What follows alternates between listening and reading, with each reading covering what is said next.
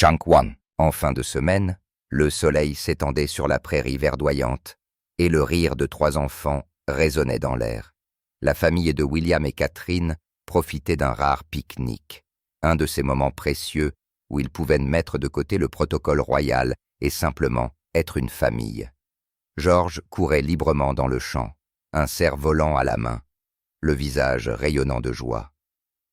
Mais quelques minutes plus tard, ce sourire disparut. Il se figea, les joues rouges, de la sueur perlant sur son front, puis trébucha soudain et s'effondra. « George, ça va?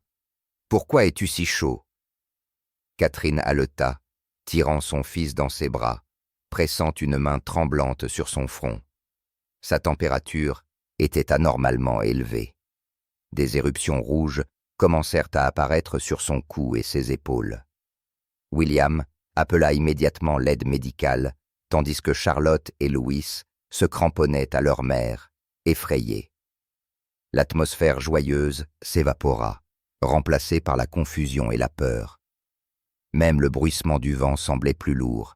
Chaque seconde était lourde de tension. Que pensez-vous qu'il arrive au prince George? Appuyez sur 1 si vous pensez que ce n'est qu'une maladie courante. Appuyez sur 2 si vous pensez que le palais cache une affection plus grave.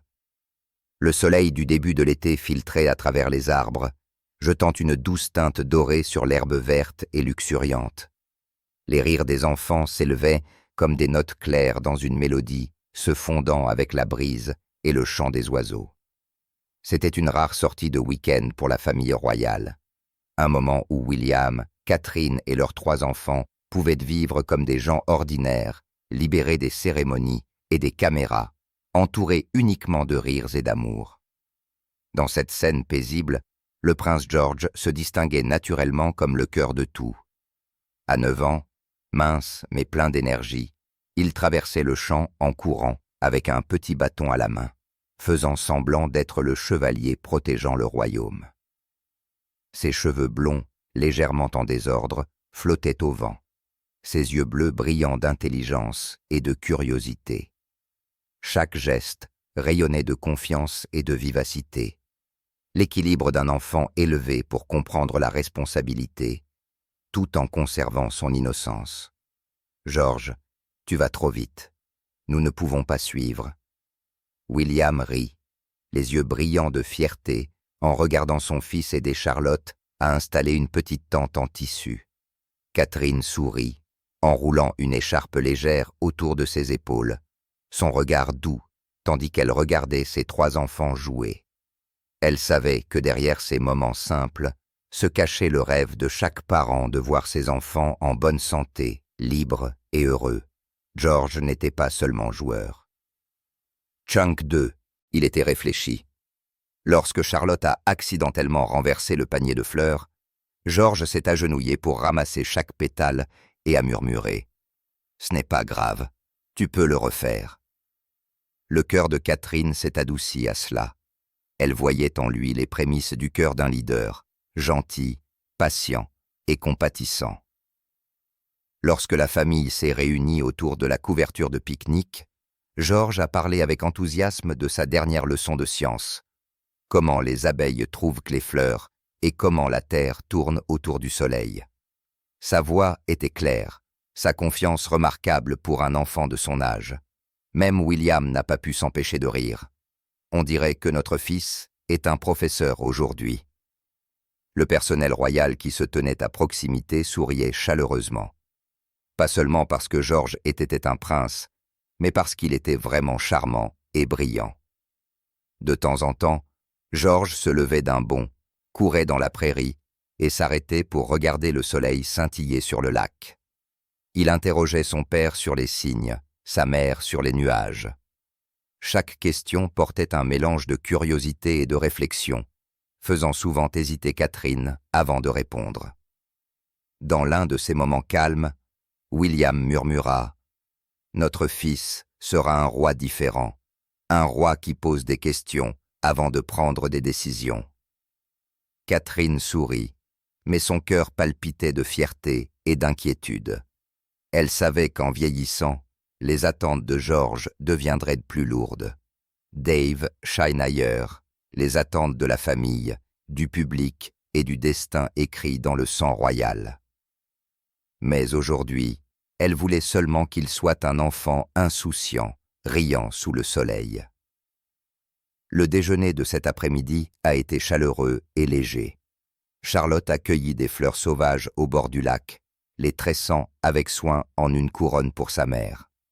Louis, épuisé par le jeu, s'était endormi sur l'épaule de William, et George est resté le centre de tous les rires, parlant avec enthousiasme de la forteresse secrète qu'il prévoyait de construire sous le vieux chêne, les yeux pétillants d'imagination. William écoutait avec fierté, et Catherine capturait discrètement le moment avec son petit appareil photo, une image de bonheur simple et parfait.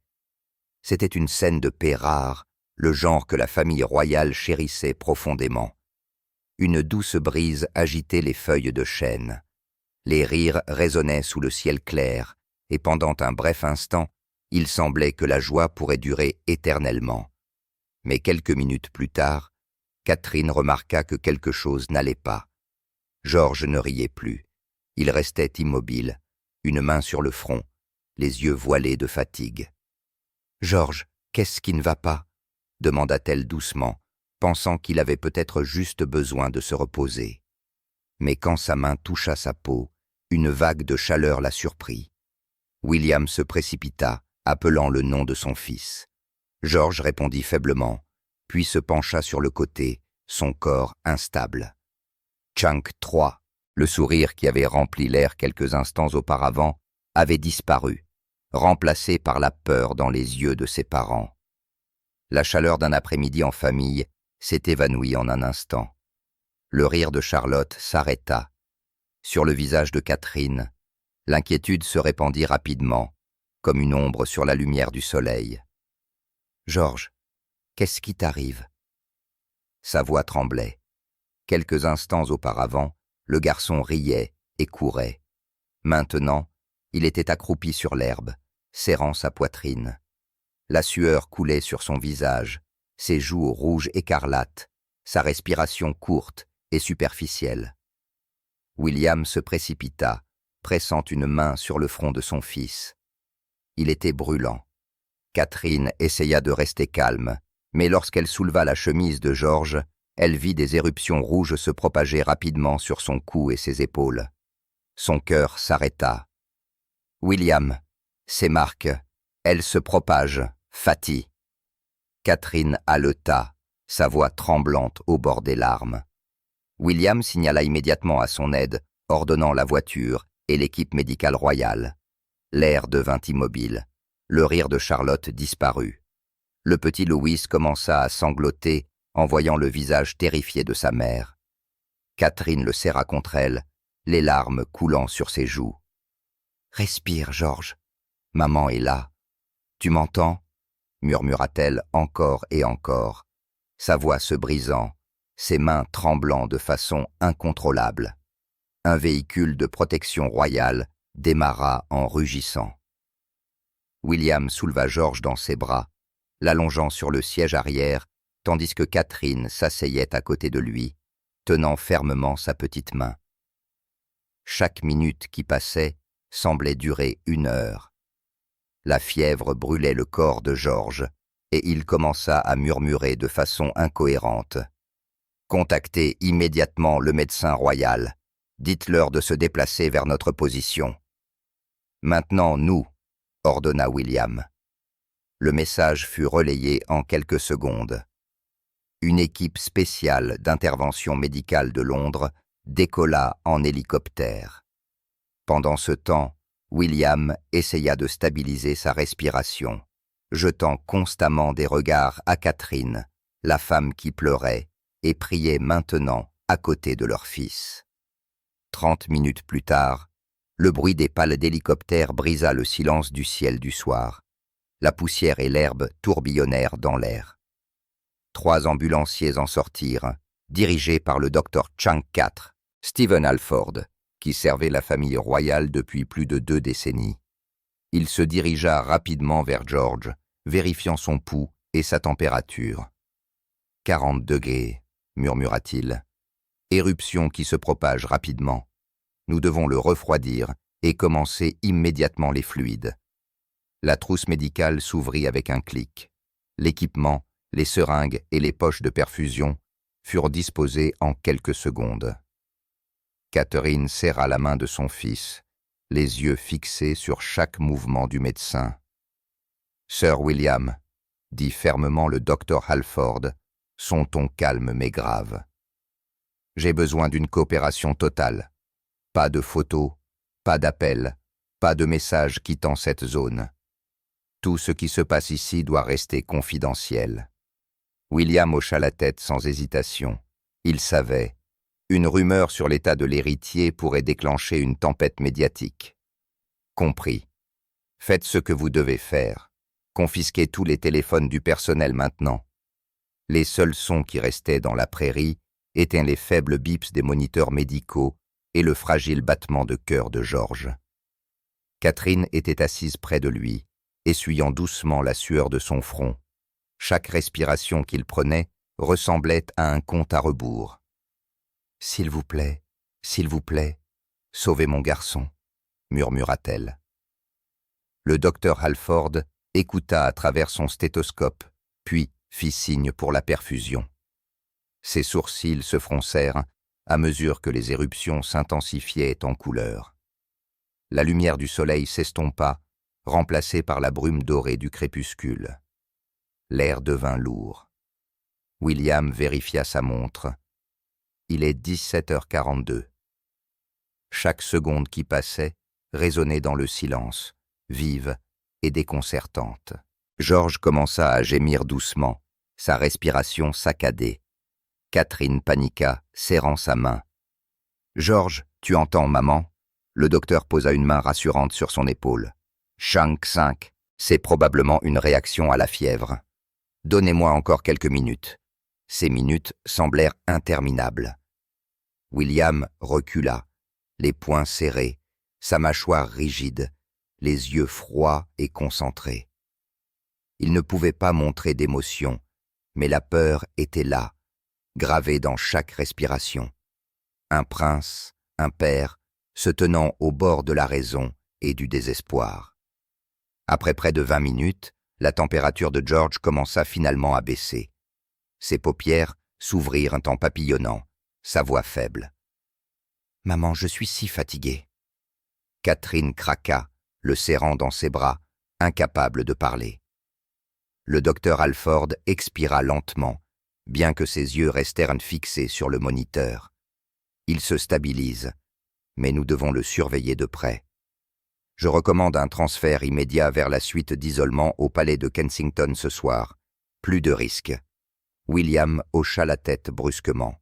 « Préparez la voiture. » « Je vais avec lui. »« Monsieur, » interrompit doucement le docteur Halford, « compte tenu de la sensibilité de la situation, je recommande fortement le transport aérien et, avec votre permission, cette affaire doit rester strictement confidentielle et ne doit être partagée qu'avec le prince héritier et l'équipe médicale désignée. » Catherine leva les yeux, les larmes brillant encore sur ses joues. « Docteur, qu'est-ce que vous pensez que c'est? Est-ce dangereux ?» Il hésita. « Je ne peux pas le dire avec certitude pour l'instant. Il se peut que ce soit une réaction virale, mais ces éruptions, elles ne sont pas typiques.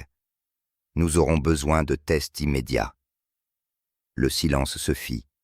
Une faible brise bruissait dans les arbres. William posa une main sur l'épaule de sa femme, ferme et rassurante. « Je te promets que tout ira bien. Nous le ramenons à la maison maintenant. » Shank 6. L'hélicoptère décolla dans la lumière déclinante du crépuscule. Le phare rouge se reflétait sur le visage de Catherine alors qu'elle était penchée sur son fils, brossant doucement les cheveux humides de son front. William était assis à côté d'elle, silencieux, regardant l'horizon qui s'assombrissait. En dessous d'eux, la forêt verte se retirait dans l'ombre. À l'intérieur de la cabine, le bip rythmique du moniteur cardiaque se mêlait au ronronnement régulier des rotors. Personne ne parlait. Le docteur Halford ajusta la ligne de perfusion, griffonnant rapidement des notes sur son bloc-notes. Les yeux de William restaient fixés sur George. Le poids dans sa poitrine augmentait.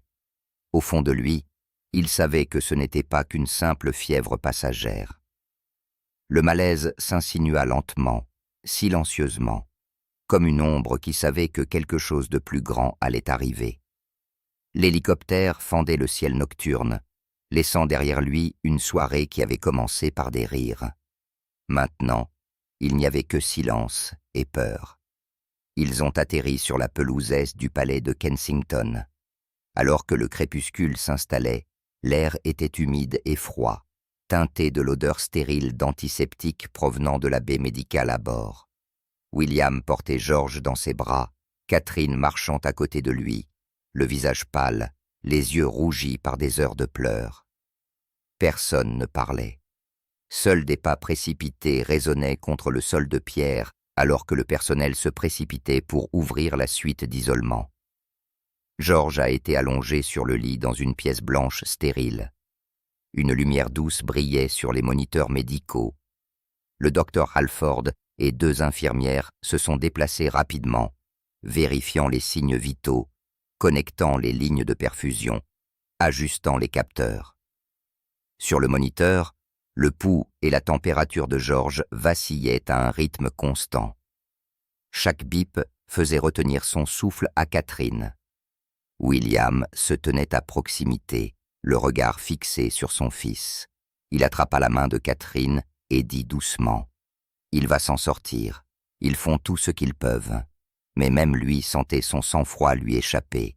En tant que père, il ne voulait rien de plus que de serrer son fils dans ses bras et de pleurer. Chunk 7, mais en tant que futur roi, il devait rester calme, mesuré, même dans la peur. Catherine était assise au chevet, brossant doucement les mèches de cheveux humides du front de George. Sa respiration était superficielle, sa peau rouge à cause de la fièvre. « Mon doux garçon » murmura-t-elle, sa voix se brisant. Personne dans la pièce n'osa parler. À l'extérieur de la porte, la sécurité royale montait la garde et le blackout médiatique était absolu. 3 heures plus tard, le docteur Halford sortit de la pièce, enlevant ses lunettes. Son expression était grave. « La situation est stable pour l'instant, » dit-il.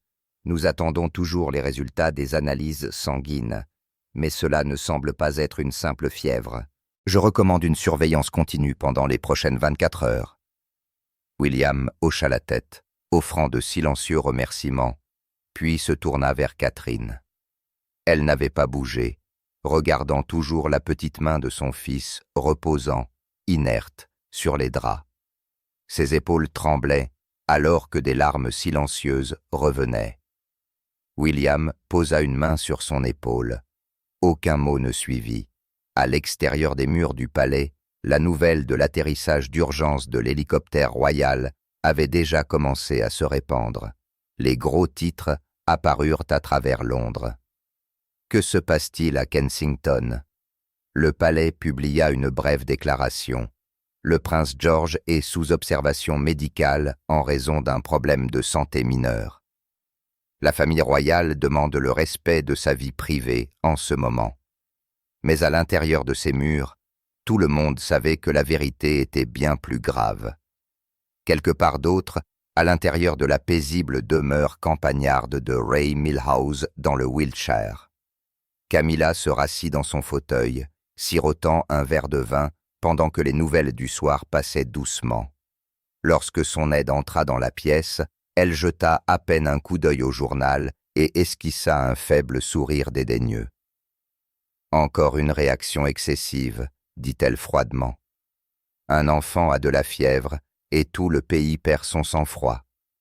Votre Majesté, le prince William et la princesse de Galles sont avec le garçon depuis cet après-midi. Sa Majesté le roi a déjà appelé l'unité médicale. » Camilla posa son verre, sa voix devenant froide. « Charles est trop sentimental. Tout le monde sait que George ira bien. Laissez-les s'en occuper. J'ai mieux à faire que de faire preuve de sympathie. » Elle se leva, drapant un épais cardigan sur ses épaules, et sortit dans le jardin. Chunk 8, la faible lumière, attrapa des mèches d'argent dans ses cheveux blonds. À Raymil House, Camilla se sentait toujours plus libre que n'importe où à l'intérieur des murs du palais. Ici, elle pouvait voir de vieux amis, rendre visite à ses propres petits-enfants, les enfants de son ancien mari, Andrew Parker B.S., sans se soucier de l'image d'une reine consort.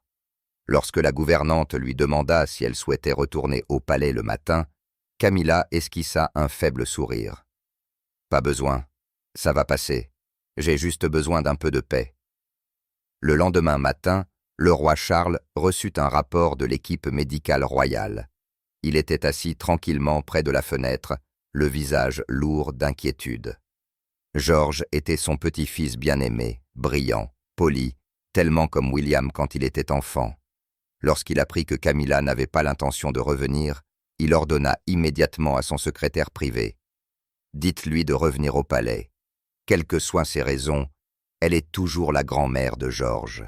Sa présence compte. » Mais la réponse vint sèchement. Sa Majesté dit qu'elle souhaite éviter toute attention médiatique supplémentaire et estime que le prince George reçoit d'excellents soins. Charles resserra son emprise. Sur le stylo dans sa main, il ne dit rien, regardant seulement la cour grise du palais de Buckingham. Dehors, les nuages s'amoncelaient, annonçant la pluie à Kensington. Catherine resta au chevet de George. Le garçon était maintenant éveillé, bien que faible et pâle. Elle força un sourire, sa voix tremblant. « Maman est là, mon chéri.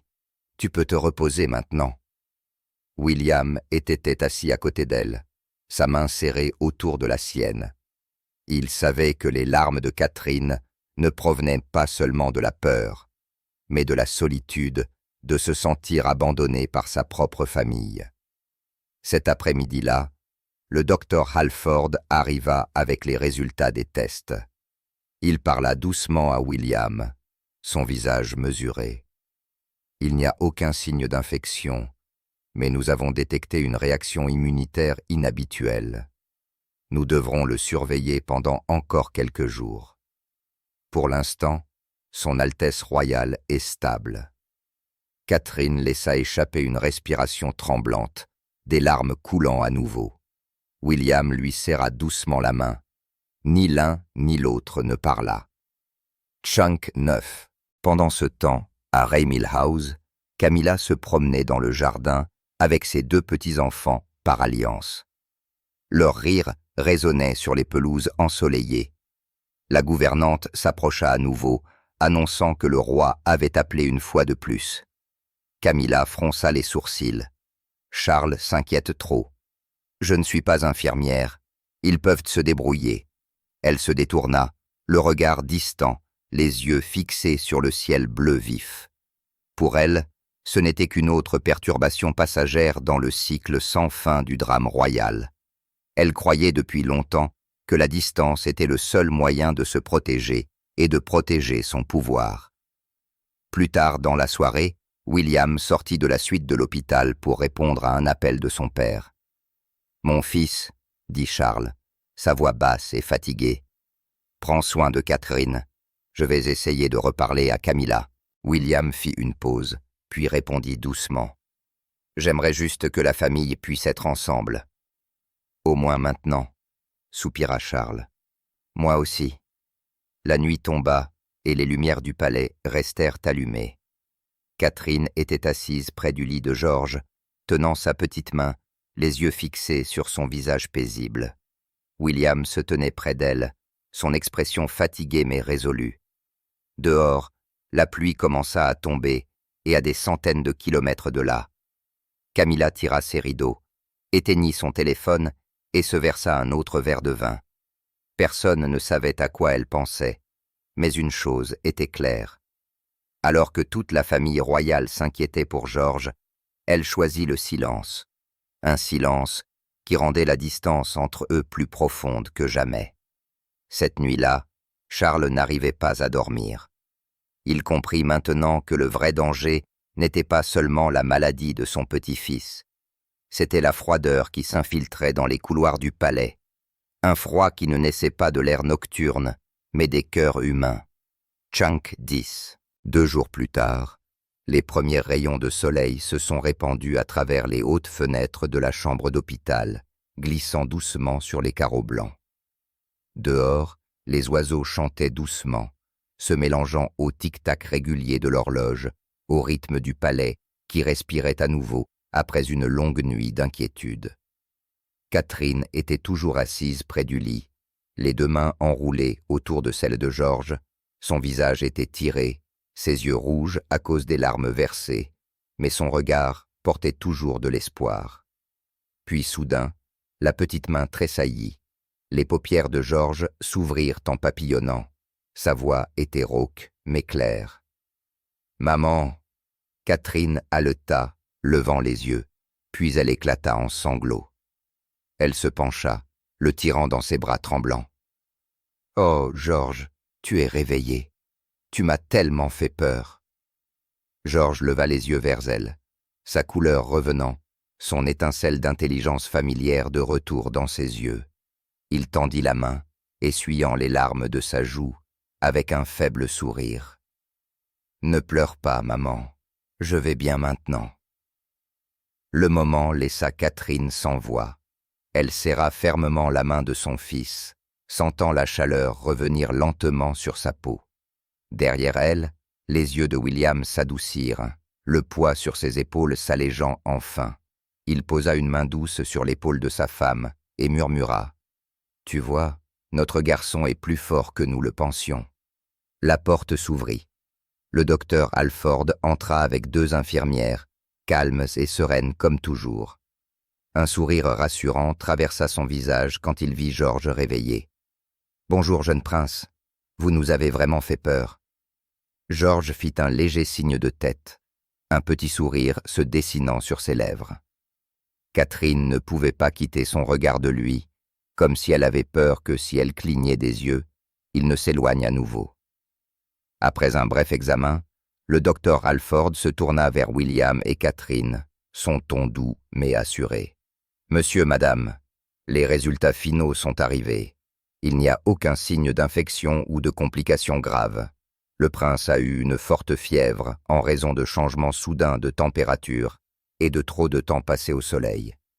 L'éruption était simplement la réaction temporaire du corps à la chaleur. » Catherine s'effondra presque de soulagement. William hocha la tête, expirant profondément. « Merci, Dr. Chunk 11, Alford. Nous nous préparions au pire. Le jeune prince a une constitution plutôt sensible, poursuivit le médecin. Nous administrerons un léger antipyrétique et une crème anti-inflammatoire et laisserons la perfusion en cours pendant encore quelques heures. Après cela, seulement 2 jours de surveillance attentive devraient assurer un rétablissement complet. » William inclina légèrement la tête.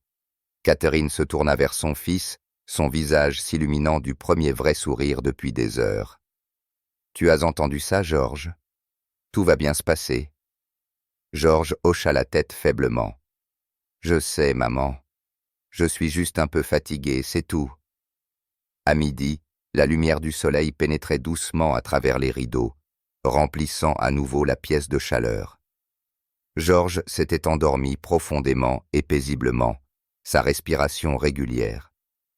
Catherine était assise tranquillement à côté de lui, ajustant sa couverture, son regard tendre. La peur n'avait pas complètement disparu, mais la gratitude la remplaçait désormais. William se tenait près de la fenêtre, regardant le jardin, hier plein de rire, maintenant calme et silencieux dans le vent. « Après ça, dit-il doucement, nous devrons peut-être être plus prudents avec nos sorties. » Catherine hocha la tête. « Tant qu'il est en bonne santé, murmura-t-elle, je donnerai tout pour ça. » En fin d'après-midi, la tension à l'intérieur du palais s'était apaisée. Le personnel se déplaçait tranquillement dans les couloirs, leurs visages plus légers, leurs pas plus calmes. Bien que la nouvelle du rétablissement de Georges soit restée confidentielle, elle s'est rapidement répandue parmi ceux qui travaillaient dans les murs de Kensington. Tout le monde respira un peu plus facilement. Lorsque le roi Charles apprit la nouvelle, il vint immédiatement rendre visite à son petit-fils. La porte s'ouvrit lentement, et il entra, portant le parfum familier du bois poli. George était réveillé, assis avec un verre d'eau. « Grand-père, » dit-il doucement, « je vais bien maintenant. » Charles sourit, ses yeux un mélange de joie et d'épuisement. Il repoussa doucement les cheveux du garçon. « Je savais que tu étais fort, mon garçon. Tu nous as fait une sacrée frayeur. » Catherine s'inclina respectueusement, tandis que William s'approchait. « Merci d'être venu, père, » dit-il doucement. « Chunk 12, je pense que cela nous a tous fait réfléchir un peu. » Charles hocha la tête. « Oui. Parfois, il suffit des plus petites choses pour nous rappeler ce qui compte vraiment. La famille. » Tout au long de leur conversation, personne ne mentionna Camilla, mais derrière l'expression calme de Charles se cachait une déception silencieuse. Il savait bien que la distance ne se mesure pas toujours en kilomètres, mais dans le silence, ce soir-là, George réussit à manger un peu de porridge. Catherine lui donna à manger cuillère par cuillère, ses yeux doux et remplis d'amour. Le garçon sourit faiblement. « Maman, ton porridge est le meilleur. » Ces mots innocents provoquèrent le rire de tous ceux qui se trouvaient dans la pièce. William prit la main de son fils en plaisantant. « Une fois que tu seras complètement guéri, tu devras cuisiner pour ta maman en guise de remerciement. » La pièce, autrefois lourde d'inquiétude, se sentait à nouveau chaleureuse, résonnant de petits rires doux. Le docteur Halford entra tranquillement, souriant à la vue. « Le rire, dit-il, est le meilleur médicament de tous. Si tout continue ainsi, le jeune prince pourra faire une petite promenade dans le jardin demain matin. » Le lendemain matin, le ciel était clair et lumineux, la brise portant le parfum de la lavande des jardins de l'Est. George portait une veste légère, marchant lentement à côté de sa mère. Il contempla les arbres se balançant sous la lumière du soleil et prit une profonde inspiration. Catherine lui prit la main et dit doucement : « Souviens-toi, peu importe à quel point tu te sens fort, ton corps a encore besoin de soins. Je ne veux plus jamais te voir nous faire peur comme ça. » George hocha la tête, sa voix calme mais sûre. « Je comprends, maman. Je ferai plus attention. » Ses yeux, calmes et réfléchis, reflétaient une maturité qui dépassait son âge vu de loin. William les regardait, mère et fils, marchant sous la lumière du matin. Son cœur était toujours rempli. La tempête était passée, mais son écho subsistait. Il savait qu'à partir de maintenant, chaque décision, aussi petite soit-elle, aurait un peu plus de poids. Cet après-midi-là, le docteur Halford termina son rapport final. « Le prince est maintenant entièrement stable, dit-il. Chunk 13. Cependant, son système est assez sensible. Il est facilement affecté par la forte lumière du soleil et les changements soudains de température. À l'avenir, toute activité de plein air ou excursion devra être planifiée avec plus de soin. » William le remercia, tandis que Catherine regardait tranquillement son fils jouer avec un ensemble de blocs de bois sur le lit. George rit, ses joues roses rayonnant dans la douce lumière. L'air aussi vif et en bonne santé que jamais. Elle murmura : « Tant qu'il est en sécurité comme ça, rien d'autre n'a vraiment d'importance. » Alors que le soleil commençait à se coucher, les derniers rayons dorés traversèrent la fenêtre de George, remplissant la pièce de chaleur. Le palais de Kensington retrouva lentement son rythme habituel. Mais dans le cœur de chacun, l'incident avait laissé une marque discrète, un rappel que même dans les palais de soi et de pouvoir, rien n'est plus précieux que la respiration calme d'un enfant. Dans cette douce lueur du soir, George posa sa tête sur l'épaule de sa mère et murmura : « Je t'aime, maman. » Catherine sourit, ne disant rien, se contentant de hocher doucement la tête. Dehors, le ciel de Londres était clair et paisible, comme si chaque inquiétude s'était dissipée, ne laissant que l'immobilité après la tempête. Le lendemain matin, la nouvelle du rétablissement complet du prince George se répandit discrètement dans tout le palais. Les infirmières souriaient davantage. Les couloirs étaient plus légers. Pourtant, sous ce soulagement persistait un malaise silencieux. Comment Camilla avait choisi de rester silencieuse pendant ces jours turbulents. Cette fois, elle avait eu raison. George n'avait souffert que d'une maladie courante, pas différente de celle des autres enfants, une fièvre due au soleil et à un changement soudain de température. Mais la vérité n'a rien fait pour effacer le froid que son absence avait laissé derrière elle.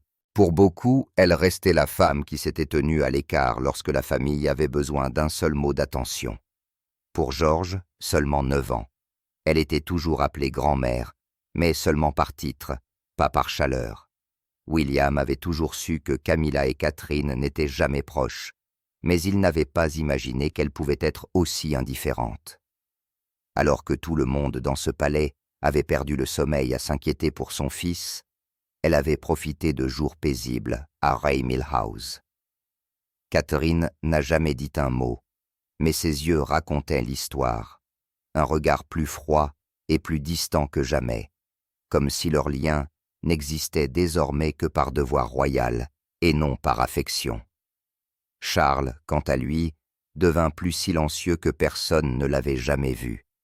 Au cours de ces jours, il avait essayé d'être le pont pour maintenir la paix. Mais lorsqu'il apprit que Camilla avait refusé de revenir, même après sa demande, sa déception se transforma en une tristesse profonde et lasse. Il savait trop bien que l'image d'une femme autrefois désespérée de se faire accepter par le public s'effondrait maintenant. Pas dans les journaux, mais dans les yeux de sa propre famille. Un conseiller de confiance lui avait murmuré « Votre Majesté, parfois l'indifférence blesse plus que les mots cruels. » Chunk 14. Cela fait réaliser à quel point ils n'ont jamais mérité qu'on s'inquiète pour eux. Charles avait seulement répondu doucement. Je sais, et je crains qu'à partir d'aujourd'hui, ce que Camilla a perdu n'est pas seulement la sympathie du public, c'est la confiance de cette famille. Lors des repas de famille qui suivirent, quelque chose dans l'air avait changé. Lorsqu'il parlait de George, il y avait des rires et du soulagement. Mais lorsque le nom de Camilla était mentionné, le silence suivait. Même le personnel du palais murmurait entre eux. La reine n'est plus la même. Elle semble avoir oublié que c'est la gentillesse, et non les titres, qui gagnent le respect. La presse n'a jamais appris les détails, mais à l'intérieur des murs royaux, les dégâts étaient faits. Catherine ne fit plus de gestes de politesse formelle. William devint distant, évitant de mentionner Camilla lors de conversations privées avec son père. Et Charles, autrefois déterminé à réparer le lien entre sa femme et ses fils, restait maintenant silencieux, comme si lui aussi n'avait plus de raison de la défendre. On dit que parfois, il suffit d'un seul moment pour révéler la vraie nature d'une personne. Et pendant ces heures de peur et d'incertitude, Camilla avait montré à la famille royale exactement qui elle était. Non pas par des mots, mais par son absence, George s'était rétabli. Ses rires résonnant à nouveau. Mais la fracture est restée. Un enfant peut oublier, mais les adultes n'oublieront pas. À partir de ce jour, plus personne ne parla de Camilla comme d'une grand-mère gentille. Dans les couloirs dorés du palais, une phrase discrète commença à se répandre, douce, mais certaine. Elle peut porter la couronne, mais elle n'aura jamais le cœur d'une grand-mère. Derrière la couronne et tous les rituels, ils étaient toujours humains, capables d'amour, de peur et de gratitude pour les moments les plus simples ensemble. L'amour, qu'il soit humble ou royal, reste la seule chose qui puisse les aider à traverser chaque tempête. George s'est rétabli. Les moments de peur sont passés, mais la leçon sur l'amour et l'attention durera pour toujours. Que pensez-vous de la façon dont la famille royale a géré cette situation? Laissez un commentaire ci-dessous et n'oubliez pas de suivre pour plus de mises à jour sur le prince George et la famille du prince William.